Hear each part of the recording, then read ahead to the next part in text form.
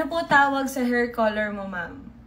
Alam niyo, ang dami na-curious kasi ang dami kong nakikita sa comment section kung ano ba daw color ng hair ko, kung ano ba yung haircut, ganyan. So, eto, once ko lang siya sasagutin, kaya makinig kayo.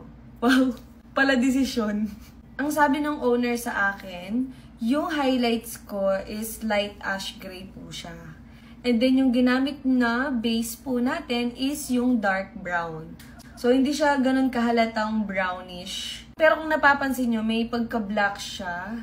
Kasi kapag pinablock ko kasi to, mahihirapan na akong pakulay yung buhok ko. Kaya pinili ko lang is dark brown. Tapos yung hair ko naman ngayon is pinatrim ko lang siya. So, wolf cut pa rin yung style ng hair ko. So, kung mapapansin nyo, wala nang laman yung beauty white natin. Kasi ang dami ko talagang nakakalat na beauty white. Meron sa kwarto, sa kusina, sa sala. Para at least kahit nasaan ako, anytime makakainom ako. Tapos, eto naman yung beauty white ko sa room. Actually, konti na lang yan. Mga 7 pieces or 6 pieces. So, parang mga 6 days na lang to sa akin. So, inom muna tayo.